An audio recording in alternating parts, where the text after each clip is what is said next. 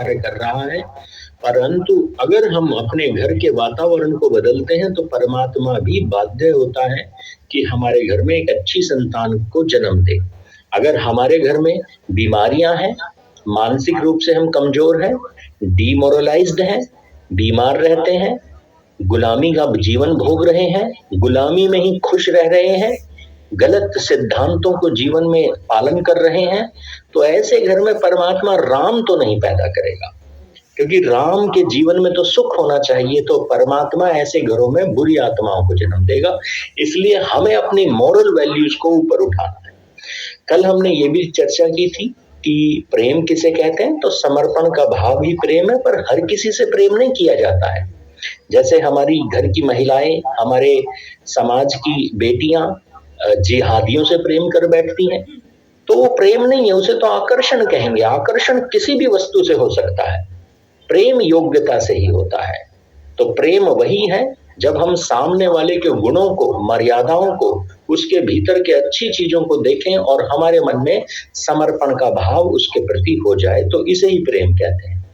सामने वाले की योग्यता समाप्त हो जाती है तो प्रेम समाप्त हो जाता है, फिर से योग्यता आ जाएगी तो फिर से बढ़ जाएगा। तो सच्चा प्रेम घटता भी है, बढ़ता भी है, एक जैसा नहीं रहता, वह समय के साथ बदलता है, वह कंडीशंस के साथ बदलता है। तो प्रेम संसार में कंडीशनल होता है। इन बाबाओं ने हमें सिखा दिया, तुम कुछ भी करो, मैं तुम्हें प्रेम करना नहीं छोड़ूंगा। तो ये गुलामी के समय में हमने सीख लिया इन बाबाओं से। ऋषियों ने स्पष्ट कहा है, अच्छा कर्म करोगे तो मैं प्रेम करूंगा, बुरे कर्म करोगे तो दंड दूंगा। तो पति पत्नी के बीच प्रेम होना चाहिए, और प्रेम पाने के लिए, एक दूसरे का प्रेम पाने के लिए हमें अच्छा होना पड़ेगा, अपने भीतर गुणों को पैदा करना पड़ेगा। कोई ये कहे कि मेरे भीतर तो गुण नहीं है फिर भी मुझसे प्रेम करो, ऐसा नहीं हो सकता। वो कुछ नियमों के तहत एक दूसरे से जुड़े तो रहेंगे, पर प्रेम नहीं हो सकता। प्रेम तो गुणों के कारण ही होता है। अब अगला बिंदु था ह्यूमन साइकोलॉजी का, कल मैं उसके बारे में आपको समझा चुका हूं। अब कुछ बिंदु हैं, कुछ नियम हैं, इन पर चर्चा हम कर लेते हैं ह्यूमन साइकोलॉजी को लेके, ताकि हम ये समझ पाए स्त्री और पुरुष के बीच जो व्यवहार है वो किस तरह का होना चाहिए, ताकि उनके बीच प्रेम बढ़े। क्योंकि दो व्यक्ति अगर एक दूसरे की मेंटालिटी को समझते हैं तभी हम एक दूसरे का यूज कर पाएंगे। अच्छा, यहाँ पर एक चीज और मैं पूछना चाहता हूँ आपसे, क्या हमें एक, अगर मैं कहूँ कि प्रेम में हमें एक दूसरे का उपयोग कर लेना चाहिए, क्या उपयोग कर लेना एक दूसरे का सही रहता है या गलत? सही है दादा जी।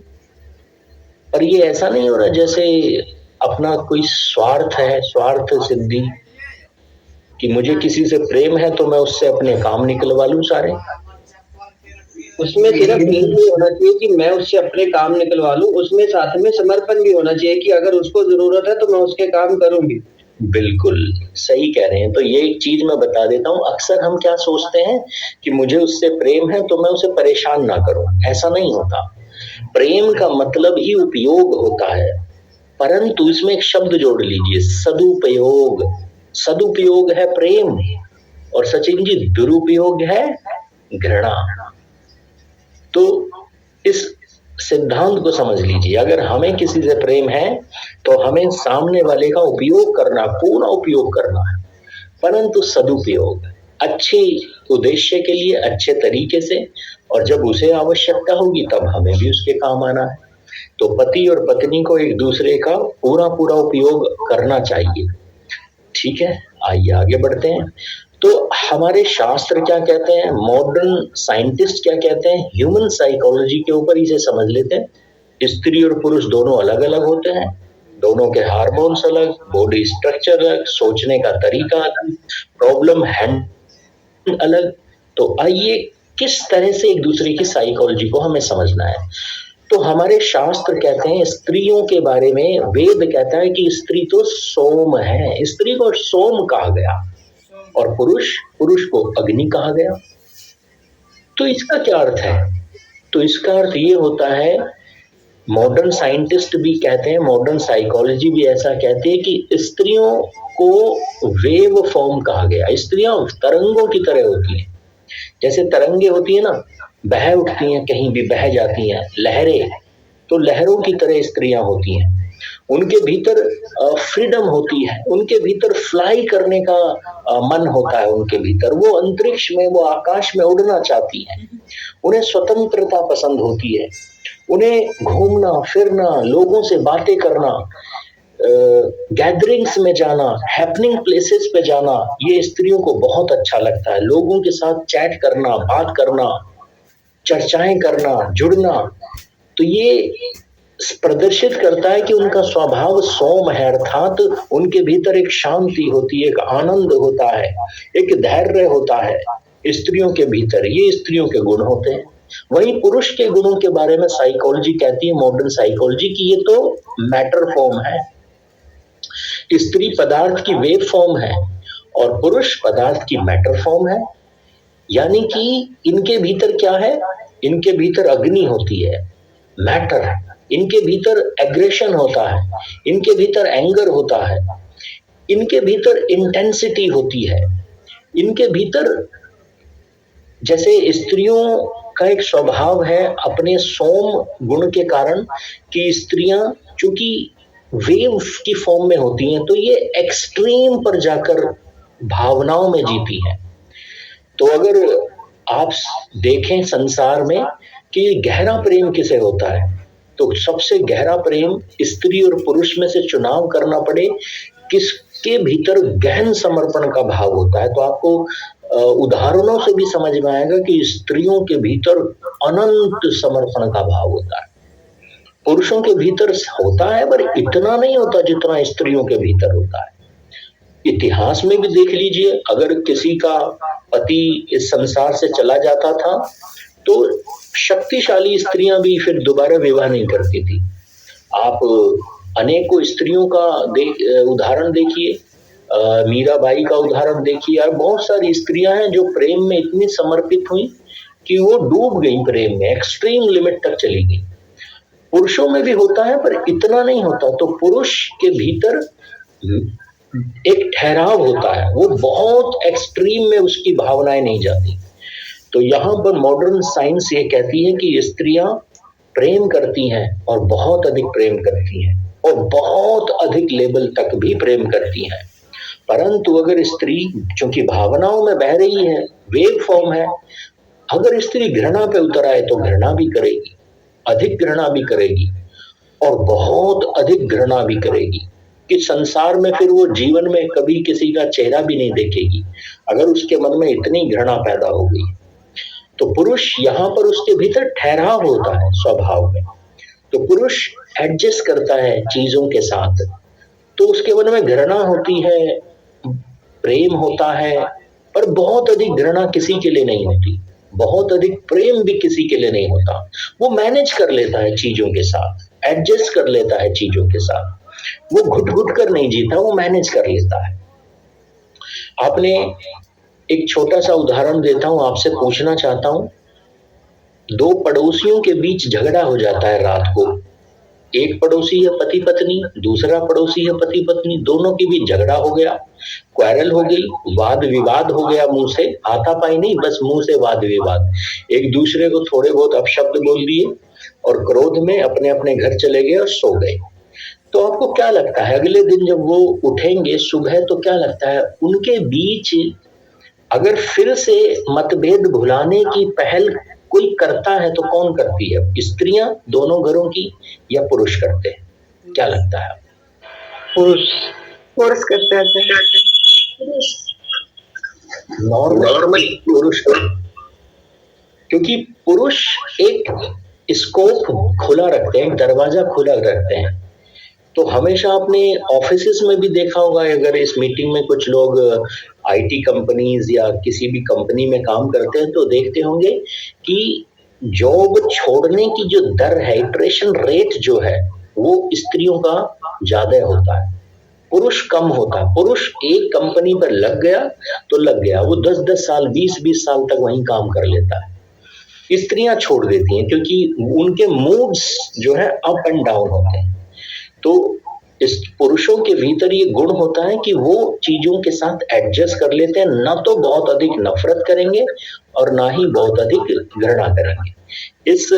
ये जो स्वभाव मैंने बताया है, मैं ये नहीं कह रहा हूं कि हर एक के साथ बिल्कुल ऐसा ही होता है, पर ये एक नॉर्मल स्वभाव है। पुरुष और स्त्री में थोड़ा बहुत कम ज्यादा भी हो सकता है। तो जो मैंने बताया है, क्या आप एग्री करते हैं? Do you agree? सहमत है? लगता है ऐसा? जी आचार्य। अपने इसी स्वभाव के कारण आपने देखा होगा, अगर हमारे घरों में संगीत का कार्यक्रम होता है तो संगीत के कार्य नॉर्मली हम क्या बोलते हैं? पुरुष संगीत या महिला संगीत? महिला संगीत। वो कि आजकल म्यूट कर लीजिए अपना उत्तर देने के बाद, कि सभी एंजॉय करते हैं, पर पहले समय में महिला संगीत में महिलाएं बहुत एंजॉय किया करती थी। पुरुष को जाने की अनुमति नहीं थी, पूरी तरह से एंजॉय करती थी। तो महिलाओं ये क्यों करती हैं? क्योंकि ये उनका स्वभाव है, उनका नेचर है फ्लाई करना, एक्स्ट्रावर्ट, डांस, म्यूजिक, फ्रीडम। तो स्त्रियों को जब भी स्त्रियां घरों के जिम्मेदारियों में बंधी रहती हैं, तो स्त्रियों को जब भी अवसर मिलता है तो स्त्रियां हमेशा ऊंचा उड़ना चाहती हैं। जब भी आप पिकनिक पे स्कूल के बच्चों को लेके जाएं तो आप देखेंगे लड़कों से ज्यादा एंजॉय लड़कियां करती हैं। तो लड़कियों को अवसर जैसे ही मिलता है तो वो बिल्कुल फ्रीडम होके चीजों को करती हैं। इसीलिए लड़कियों को डांस बहुत पसंद होता है, लड़कियों को म्यूजिक बहुत पसंद होता है, घूमना फिरना लड़कियों को बहुत पसंद होता है, लड़कियों को शॉपिंग बहुत पसंद होती है। और शॉपिंग इतनी पसंद होती है कि संसार में एक वर्ड निकल के आया जिसे कहते हैं विंडो शॉपिंग। ये लड़कियों के लिए ही बना है। यानी कि इतनी अधिक शॉपिंग का क्रेज होता है कि कुछ खरीदना नहीं, बस देख कर अगर आ गए और एक ड्रेस लेकर अपने ऊपर लगा ली इन्होंने और एक सेल्फी ले ली, उसी से ही मन प्रसन्न हो जाता है। शुरू में मुझे भी नहीं समझ में आता था ये क्या है, लेनी नहीं है तो क्यों कर ले, क्यों करना है ऐसा। बाद में पता चला, धीरे धीरे जब विवाह हुआ उसके बाद समझ में आया कि ये तो फीमेल साइकोलॉजी है। अगर लड़कियों को खुश करना चाहते हो और जेब में पैसे नहीं है तो उन्हें विंडो शॉपिंग करा दो, उसी से भी खुश हो जाती हैं। एग्री और डिसएग्री? मैं गलत तो नहीं कह रहा हूं महिलाओं के बारे में? महिलाओं से जानना चाहता हूं, क्या मैं सही हूं? जी धन्यवाद। पुरुषों का नेचर चूंकि इंट्रोवर्ट है तो उन्हें उड़ना तो पसंद है, फ्रीडम उन्हें भी पसंद है, एडवेंचर पुरुषों को पसंद। परंतु मैं पुरुषों से जानना चाहता हूं, जब पुरुष एडवेंचर, क्योंकि पुरुष डांस करने कम जाते हैं, म्यूजिक लगा के डांस करना बाद की बात है, पुरुषों को एडवेंचर ज्यादा पसंद है। पर कोई पुरुष आपने ऐसा देखा है कि एडवेंचर करने जाए पर सेफ्टी मेजर्स लेके ना चले, सेफ्टी का सामान घर छोड़ जाए और एडवेंचर पर चला जाए? कभी कोई पुरुष देखा है ऐसा आपने? नहीं सर। जब भी एडवेंचरस ट्रिप पे जाएंगे, जब भी ड्राइविंग पे जाएंगे, लॉन्ग राइड पे जाएगा पुरुष, हमेशा सेफ्टी गैजेट्स अपने साथ लेके चलता है। मुझे बताओ, पुरुषों से जानना चाहता हूँ, महिलाओं से भी जानना चाहता हूँ, घर में टूल बॉक्स होता है, हथौड़ा, प्लायर, ये स्त्रियां संभाल के रखती हैं या पुरुष इनको प्रॉपरली एक जगह पे संभाल के रखता है? पुरुष। तो पुरुष के भीतर पृथ्वी तत्व है, वो तरंगों की तरह नहीं है, तो वो बहुत अधिक पागलों की तरह, वेव तरंगों की तरह कार्य नहीं करता। उसके भीतर एक स्थायित्व है, तो उसके भीतर एक कैलकुलेशन है, उसके भीतर एक एडवेंचर है, तो उसके भीतर कुछ रूल्स हैं, वो रूल्स में चलता है, वो कैलकुलेशन सटीक करता है। रिस्क कैलकुलेशन पुरुष का सबसे अच्छा होता है। इसलिए संसार में जितने बिलियनर्स हैं, 100 बिलियनर्स के अगर आप नाम लिखोगे तो 99.9 पुरुष ही है। क्यों? क्योंकि वो कैलकुलेशन बड़ी सटीक करते हैं। स्त्रियां भी हैं, बट पुरुषों की कैलकुलेशन रिस्क के लिए, हर चीज के लिए पुरुषों की कैलकुलेशन, मैथमेटिक्स जियोग्राफी पुरुषों की बड़ी सटीक होती है। यहां पर एक उदाहरण आपके सामने देना चाहता हूं। अगर स्त्रियों को एक जगह एक बार दिखा दी जाए तो क्या उसी लोकेशन पर बिना किसी से पूछे, किसी का सहारा लिए, गूगल मैप को ओपन किए बिना क्या स्त्रियां उसी जगह पर दोबारा जा सकती हैं या उन्हें कठिनाई होगी? नहीं जा सकती सर। परंतु पुरुष एक शहर से जब दूसरे शहर में जाता है ना, तो परमात्मा ने उसकी जियोग्राफी स्ट्रांग दी है, वो रास्तों के नाम पढ़ता हुआ जाता है। आप अपनी फैमिली के साथ कहीं नए शहर में जाओ, स्त्री एंजॉय करती हुई जाएगी, कार में बैठ जाएगी, बस एंजॉय करेगी, और पुरुष एंजॉय भी करेगा, साथ साथ में देखेगा कौन सी शॉप गई है, कौन से शहर का नाम है, कितने किलोमीटर है, किस तरफ हमने टर्न लिया था, किस तरफ नहीं लिया था। तो चूंकि पुरुष के भीतर कैलकुलेशन का सॉफ्टवेयर है, इसलिए वो रिस्क कैलकुलेट करता है। उसकी ज्योग्राफी, उसकी मैथमेटिक्स, उसकी फिजिक्स स्त्रियों के कंपैरिजन में थोड़ी बेटर होती है। और लड़कियों की आर्ट्स बड़ी अच्छी होती है, म्यूजिक, डांस, लिटरेचर, इनका शौक लड़कियों को बहुत अधिक होता है। तो ये दोनों का अलग अलग स्वभाव है और दोनों को हमें पता होना चाहिए। ये पॉइंट बहुत इंपॉर्टेंट है, क्योंकि आप जैसे लोग अपने अपने अनुभव जब मुझसे शेयर करते हैं तब मुझे समझ में आता है। एक पति और पत्नी का इस बात को लेकर झगड़ा हुआ एक बार कि पति ने कहा कि मैं इस लोकेशन पे खड़ा हूं, यहाँ पर आ जाओ। और जब वो कहाँ पे खड़ा था, अपने ऑफिस की लोकेशन पे खड़ा था और अपनी वाइफ को बोल रहा था यहाँ पे आ जाओ। तो वो कहती है मुझे पता ही आपका ऑफिस किस लोकेशन पे है। तो वो कहता है मैं रोज जो हूँ तुम्हें वहीं पे पास में ड्रॉप करता हूँ, रोज ड्रॉप करता हूँ वहीं पे, वहीं से गुजरते हैं मतलब अब।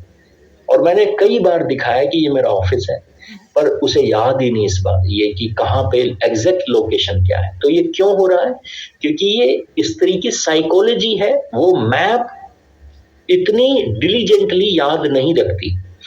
तो अगर हमें ये नहीं पता होगा तो हम लड़ाई करेंगे।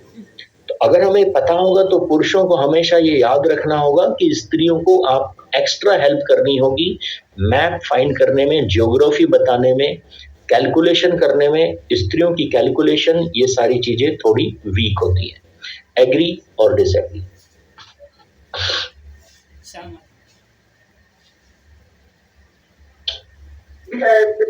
अपवाद भी होते हैं आचार्य। हाँ, मैंने मना नहीं किया, अपवाद होते हैं, पर ये एक नॉर्मल टेंडेंसी है, नॉर्मल टेंडेंसी, ठीक है। और इसी कारण, इसी नेचर के कारण लड़कियों के मन में एक नेचर होता है लड़कियों का कि वो अपनी फीलिंग्स को शेयर करना चाहती हैं, क्योंकि वो इमोशनल है, वो एक्सट्रोवर्ट है, वो उड़ना चाहती हैं, वो लोगों से जुड़ना चाहती हैं, वो गैदरिंग में, हैपनिंग्स में जाना चाहती हैं। तो इसलिए वो अपनी बातें शेयर करना चाहती हैं, बोलना चाहती हैं। आपने देखा होगा कि सर पर कई कार्टून आते हैं, सर पर मटका रखा हुआ है 20 किलो का और दो स्त्रियां चौराहे पर खड़े होके घंटों तक बात कर रही हैं, वो बोझ भी उन्हें बोझ नहीं लग रहा।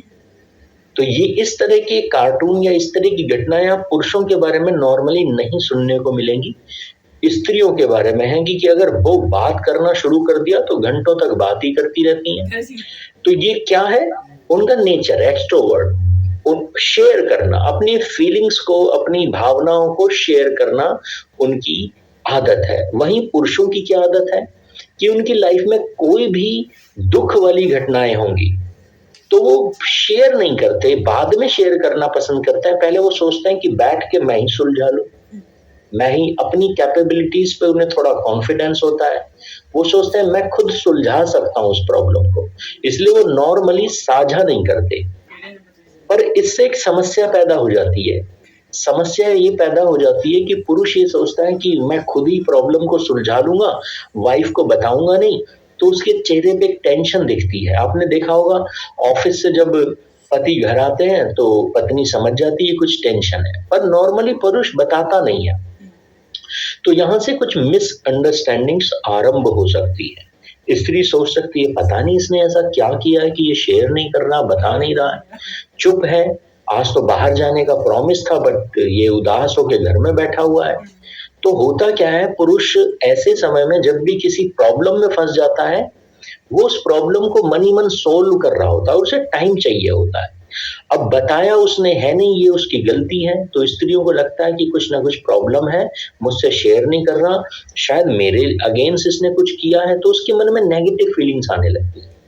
वहीं स्त्रियों का स्वभाव अलग है, जब उसे प्रॉब्लम आएगी, कोई भी टेंशन होगी, तो वो हमेशा शेयर करती है। वो सोचती है सामने वाले से हेल्प ले ली जाए, तो स्त्रियों को देखा होगा हेल्प लेने में कभी पीछे नहीं हटती, हमेशा हेल्प ले लेती हैं। तो स्त्रियां हेल्प लेती हैं क्योंकि वो एक्सट्रोवर्ट होती हैं। परंतु इससे प्रॉब्लम क्या आती है कि स्त्रियां अपने मन की बात हर किसी से शेयर कर लेती हैं इमोशंस में आके, और उससे सबसे बड़ी प्रॉब्लम ये होती है कि वो उन लोगों से भी शेयर कर लेती हैं जिनसे शेयर नहीं करनी चाहिए। जैसे हमारे घर में या आपके घर में भी ऐसा होता होगा कि आपके मेड्स को ये पता होता होगा कि आप कब बाहर जा रहे हैं और कितने दिन बाद आएंगे।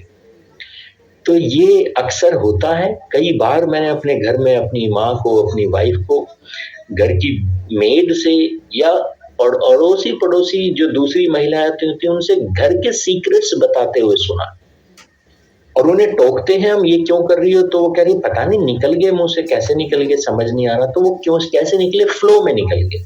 तो ये उनका नेचर होता है। तो कभी भी ऐसी कोई आपको बातें सुनाई दें कि हमारे घर से किसी ने कुछ इंपॉर्टेंट बात बाहर वालों को बताई है जो नहीं बतानी चाहिए थी, तो इसमें पुरुषों को क्रोध नहीं करना है, क्योंकि स्त्रियों का नेचर है, हो जाता है ऐसा।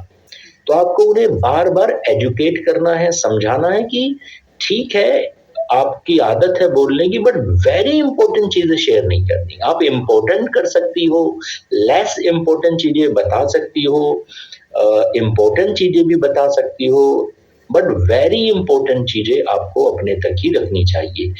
बिना मत लड़ाई करने से कोई फायदा नहीं होता है, तो हमें एजुकेट करते रहना चाहिए बीच बीच में। एग्री और डिसएग्री?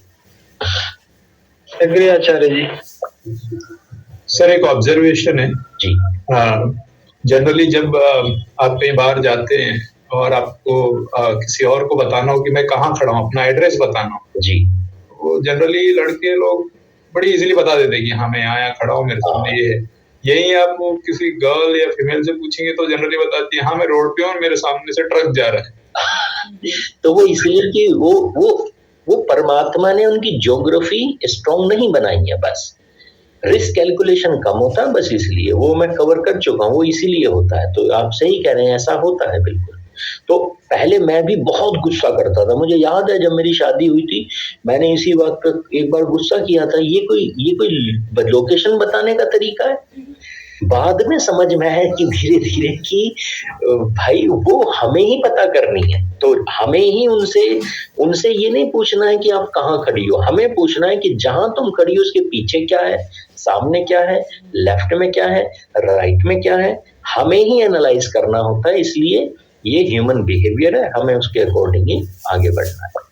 यहाँ पर एक छोटी सी प्रॉब्लम आती है कि जब स्त्रियां एक्सट्रोवर्ट हैं और वो दुखी हो गई हैं, कोई प्रॉब्लम उसकी लाइफ में आ गई है, तो स्त्री क्या करती है, उस प्रॉब्लम को छुपाने के लिए उसके पास परमात्मा ने एक चीज दी है कि वो अपने चेहरे पर फेक स्माइल ला सकती है। प्रॉब्लम में है, दुखी है अंदर से, बट उसके चेहरे पे स्माइल है क्योंकि उसे जॉब पर भी जाना है, उसे लोगों से मिलना भी है, घर में गेस्ट भी आ रहे हैं।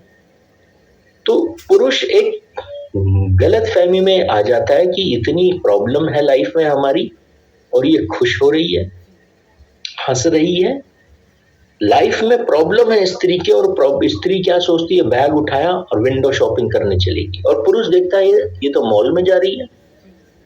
वहीं पुरुष क्या करता है, जब भी पुरुष को प्रॉब्लम आएगी, पुरुष पार्टीज में जाना छोड़ देता है, पुरुष शादियों में जाना छोड़ देता है, यहां तक कि ऑफिस जाने का भी मन नहीं करता पुरुष का। पुरुष की आदत होती है कि बस एक जगह बैठ जाओ, बस एक जगह बैठे रहो, टीवी देख लो, ये कर लो। पुरुष किस अनसोशल हो जाता है, पर स्त्री अनसोशल नहीं होती, बस वो एक फेक स्माइल ले आती है, मन में वही दुख है पर फेक स्माइल। तो इसके कारण एक दूसरे के लिए मिसअंडरस्टैंडिंग आ जाती है कि शायद इसे कोई दुख ही नहीं है, तो आज के बाद हर पुरुष के लिए एक एजुकेशन है कि आपकी वाइफ, आपके घर की कोई भी महिला, अगर आपको लगता है कि लाइफ में प्रॉब्लम आई है और ये फिर भी खुश है, हंस रही है, चेहरे पे मुस्कुराहट है, लोगों से बात कर रही है खुश होकर, तो ये मत समझना कि वो दुखी नहीं, दुखी है, बट वो अनसोशल नहीं हो सकती आपकी तरह।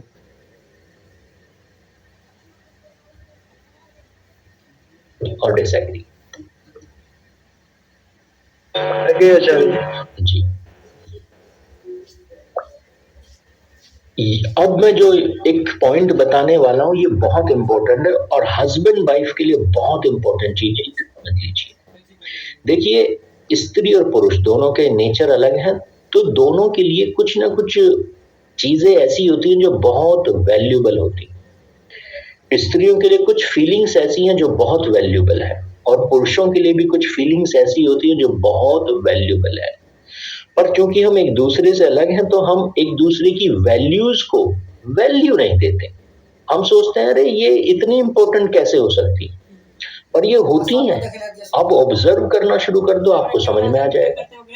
तो जानते हो स्त्रियों के लिए सबसे वैल्यूबल चीज क्या होती है, जिसके लिए वो अपने प्राण भी त्यागने को तैयार रहती हैं। प्राण भी, लाइफ भी उनके लिए स्टेक पे आ जाएगी, तो लाइफ भी उनके लिए कोई बड़ी चीज नहीं है। और जानते हो वो क्या है?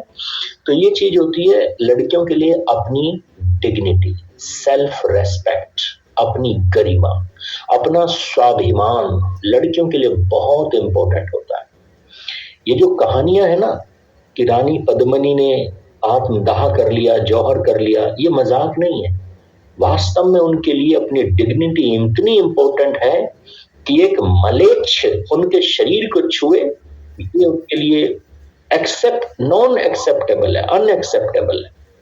तो लड़कियां अपनी वैल्यूज को बहुत इंपॉर्टेंस देती हैं।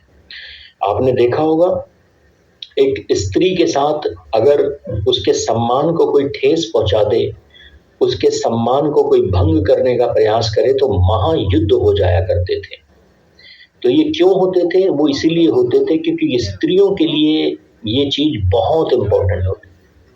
तो स्त्रियां हमेशा ये चाहती हैं, कई बार आपने देखा होगा हस्बैंड वाइफ कैसे रहते हैं एक दूसरे, आजकल मॉडर्न लाइफ में, मॉडर्न एरा में हमारे मन में ये फीलिंग आ गई है कि हस्बैंड वाइफ तो दोस्त की तरह है। नो डाउट दोस्त ही होते हैं, पर पुरुष उसे क्या समझ लेता है, कैसी दोस्ती? ऐसी दोस्ती समझ लेता है जैसे पुरुषों और पुरुषों के बीच है।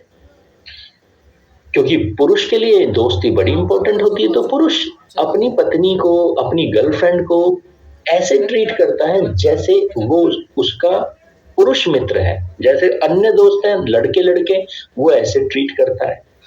पर उससे एक समस्या आती है, क्या? पुरुषों के बीच जब दोस्ती होती है तो उसमें गरिमा नाम की कोई चीज नहीं होती, डिग्निटी नहीं होती। एक दूसरे के साथ अपशब्दों का प्रयोग करना, अश्लील शब्दों का प्रयोग करना, और लड़के बुरा भी नहीं मानते क्योंकि ये उनका नेचर है, डिग्निटी आपस में होती नहीं। तो यहाँ पर लड़कियों के साथ बड़ी प्रॉब्लम आती है।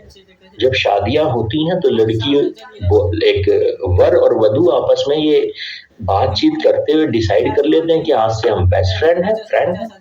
पर जब लड़का घर में तू तड़ांग करके बात करता है, जो वो चाह नहीं रहा है, वो उसके मन में नहीं है कि वो डिसरेस्पेक्ट दे, वो सम्मान के साथ खिलवाड़ करे, पर चूंकि उनके बीच एक करार हुआ, टाई अप हुआ है कि वो मित्रवत रहे, तो वो जब इस तरह का व्यवहार करता है, घर में गालियां देने लगता है, तू तड़ांग करके बात करता है, तो लड़की बोलती नहीं है पर वो आहत होती है इन चीजों से। वो लड़कों की तरह आपकी बेस्ट फ्रेंड नहीं बन सकती, वो आपका साथ दे सकती है, पर जहां बात आएगी आत्मसम्मान की, गरिमा की, सेल्फ रेस्पेक्ट की, एक स्त्री हमेशा ये चाहती है कि पुरुष उसका सम्मान करे, उसे वैल्यू दे। तो यहाँ पर सभी पुरुषों से कहना चाहता हूं कि अगर आप चाहते हैं कि आपकी पत्नी, आपकी प्रेमिका, आपकी बहन, आपकी माँ, आपके भाभी, आपके घर की महिलाएं, आपकी मित्र, महिला मित्र आपको सम्मान दें, आपसे प्रेम करें, तो हमेशा हर एक स्त्री के साथ सम्मानीय शब्दों का प्रयोग करते ही बात करनी चाहिए। हद से हद पति अपनी पत्नी को हद से हद तू तड़ाक करके बोल सकता है प्यार में कभी कभी, परंतु जब भी आपको लगे कि अब अधिक हो गया तो हमेशा अपनी पत्नी को गरिमामय शब्दों से संबोधित करना चाहिए।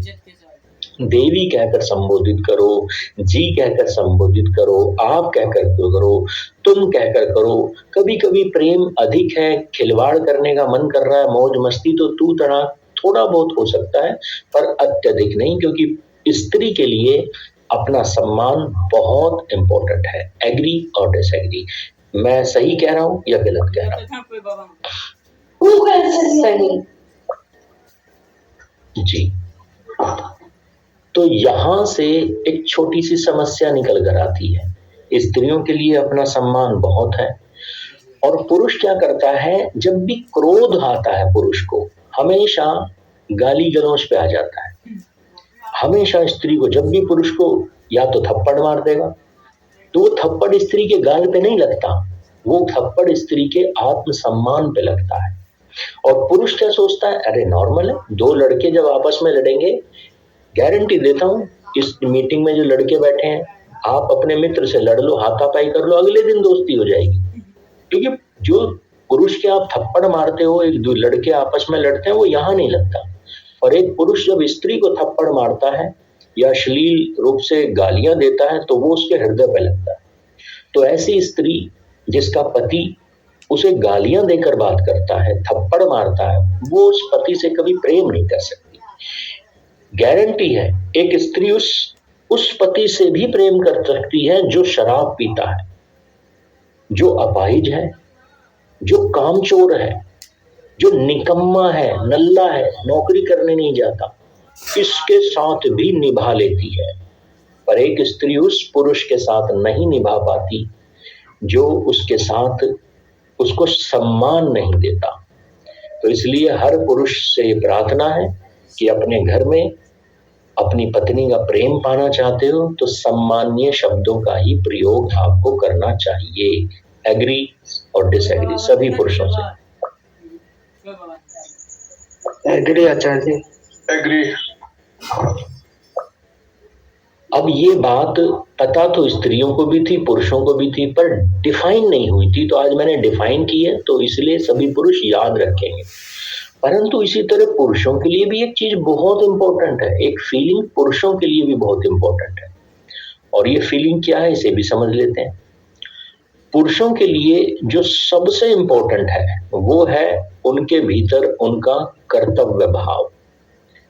तो पुरुष हमेशा कोई भी कार्य करता है, या दूसरे शब्दों में कहूं तो पुरुष किसी से भी प्रेम करता ही नहीं है। पुरुष के किसी से प्रेम नहीं होता। जिससे भी पुरुष प्रेम करता है वो उस वस्तु को अपना कर्तव्य मान लेता है। पुरुष इस देश से प्रेम करेगा तो देश को कर्तव्य मान लेगा। पुरुष अपनी मां को प्यार नहीं करता, वो अपनी मां को अपनी ड्यूटी मान लेता है, ये मेरी मां है, इसकी देखरेख करना मेरा कर्तव्य है। तो पुरुष की ये साइकोलॉजी है, और बचपन से इस साइकोलॉजी को हम नरिश करते हैं, पॉलिश करते हैं। आपने देखा होगा छोटे छोटे बच्चों को हम सिखाते हैं, बेटा धर्म की रक्षा कौन करेगा, राष्ट्र की रक्षा कौन करेगा, तो लड़के कहते हैं, छोटे छोटे बच्चे, हम करेंगे हम करेंगे। क्यों? उनकी साइकोलॉजी है, और हम उसकी साइकोलॉजी को नरिश कर रहे हैं कि बेटा ये तुम्हारी रिस्पॉन्सिबिलिटी है, समाज की रक्षा करना, स्त्रियों की रक्षा करना। कोई आपने देखा गोरक्षा दल कोई ऐसा हो जिसमें नारियां हो, स्त्रियां हो? नहीं। लव जिहाद के विरुद्ध लड़ाई करने वाले अक्सर लड़के होते हैं, गोरक्षा दल में हमेशा लड़के होते हैं। तो ये क्यों होता है? क्योंकि ये इनके ब्लड में है, ये हर चीज को अपनी जिम्मेदारी मान लेते हैं, अपनी रिस्पॉन्सिबिलिटी मान लेते हैं, तो वो अपनी जिम्मेदारियों से ही प्रेम करते हैं।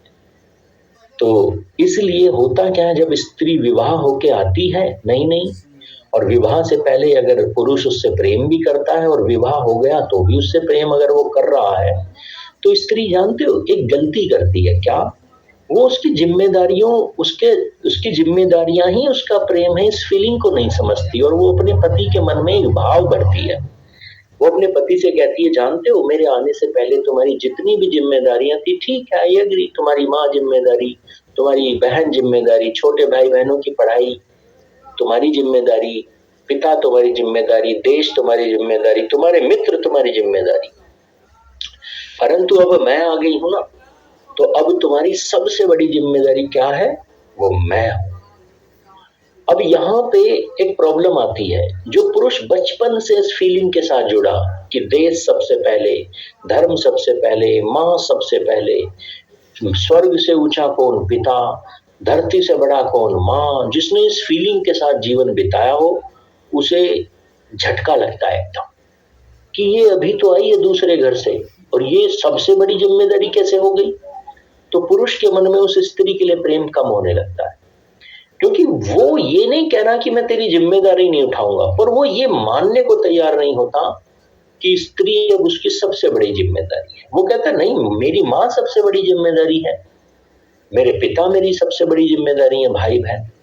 तो यहां पर स्त्रियां एक गलती करती हैं, जैसे पुरुष उनके आत्मसम्मान को महत्व नहीं देते, गलती करते हैं, यहां स्त्रियां उनके भीतर जो जिम्मेदारी का भाव है उसको महत्व नहीं देती। घर बॉर्डर से सैनिक घर पर आया हुआ है, पता चला पत्नी बालक को जन्म देने जा रही है, हॉस्पिटल में एडमिट है, तभी बॉर्डर से फोन आता है, सीमा पर जंग छिड़ चुकी है, आ जाओ जल्दी। तो ये डॉक्टर कहता है बस 15 मिनट में हो जाएगी डिलीवरी। ये कहता है 15 मिनट भी नहीं रुक सकता, जिंदा रहा तो दोबारा आके देख लूंगा बालक का चेहरा। क्यों? क्योंकि इसके भीतर जिम्मेदारी का भाव है, राष्ट्र के प्रति, सीमाओं के प्रति। तो ये पुरुषों का स्वभाव होता है। और स्त्री अगर उसे ताना मारे, बेटे का मुंह दिखे बिना जा रहे हो, कैसे पिता हो तुम, तो इसे बुरा लगता है, क्योंकि इसके लिए तो जिम्मेदारी वो है ना, अभी अभी जो पैदा हो रहा है वो इतनी इंपॉर्टेंट नहीं है इसके लिए जिम्मेदारी। तो यहां पर एक बात आपको बताने जा रहा हूं, इसे ध्यान से समझिए। पुरुषों के लिए हमेशा अपने माता पिता इंपॉर्टेंट होते हैं और स्त्रियों के लिए हमेशा अपने बच्चे इंपॉर्टेंट होते हैं। मैं गलत कह रहा हूं या सही कह रहा हूं? सही कह रहा है। अब यहाँ पे दोनों की इंपॉर्टेंस अलग है, जिम्मेदारी अलग है, दोनों अलग अलग लोगों से प्रेम करते हैं। तो सामंजस्य कैसे बिठाया जाए? क्योंकि भारत में अधिकांश लड़ाइयां इन्हीं कारण होती हैं। स्त्री पत्नी कभी पति के माँ बाप को खाना नहीं देना चाहती, रोटी नहीं देना चाहती, सेवा नहीं करना चाहती, और पति अपने बच्चों से अधिक माता पिता की ध्यान रखता है, भाई बहनों का ध्यान रखता है, देश का ध्यान रखता है, समाज का ध्यान रखता है। उसे पता भी नहीं कि बच्चे कौन सी क्लास में पढ़ रहे हैं। तो पत्नी को देख देख के बड़ा गुस्सा आता है, कैसा व्यक्ति है ये, कोई जिम्मेदारी नहीं समझता, जबकि जिम्मेदारी तो वो इससे भी बड़ी बड़ी समझ रहा है। तो यहाँ पर थोड़ी सी मिसअंडरस्टैंडिंग, मिसकंसेप्शन होता है। एक स्त्री पुरुष के साइकोलॉजी को नहीं समझती, इसलिए समस्याएं आती।